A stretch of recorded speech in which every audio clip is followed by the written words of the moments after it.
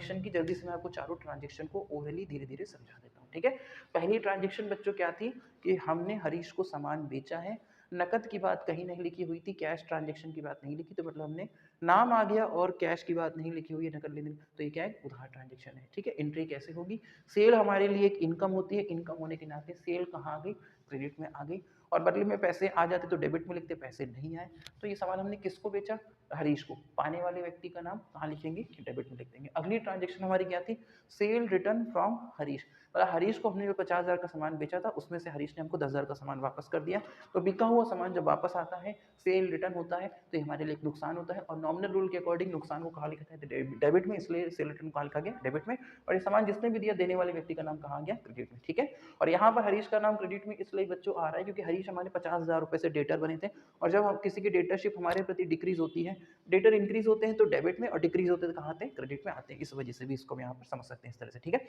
अगली ट्रांजेक्शन बच्चों हमारी ये थी कि हरीश का जो भी पैसा बचा था उसमें उसके लिए उसने कितना पैसा दिया, 38,500 रुपए दिए, और ये पूरा सेटलमेंट हो चुका है, ठीक है। तो यानी बच्चों हरीश को अपने सामान कितने का बेचा था, 50,000 का, वो 10,000 का सामान वापस कर दे, तो उनके पास कितना सामान बचा है, 40,000 का, तो उन्हें 40,000 रुपए आके हमें देने चाहिए थे, लेकिन उन्होंने कितने दिए, 38,500 रुपए, और हमने इसको मान लिया और हमने सेटलमेंट कर लिया, मीन्स अब हमें और कोई पैसा नहीं चाहिए, मतलब हमने उनको 1,500 का डिस्काउंट दे दिया, ठीक है। 40,000 रुपए लेना था, वो 38,500 दे रहे हैं, और हमने इसको एग्री कर दिया, चलो अच्छा ठीक है रहने, तो सेटलमेंट हमने कर लिया, मतलब बाकी का पैसा हमको नहीं चाहिए, तो 38,500 रुपए हमें मिले, और हमने उनको कितने का डिस्काउंट दिया, 1,500 का डिस्काउंट दिया।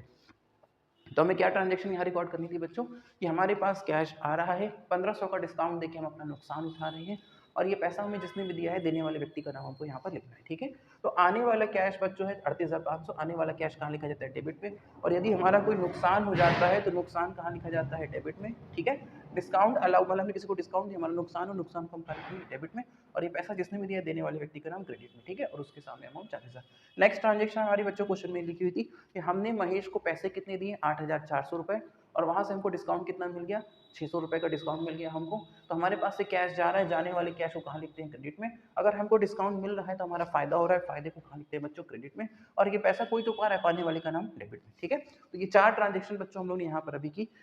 आगे की 4 ट्रांजेक्शन और देखते हैं, ठीक है।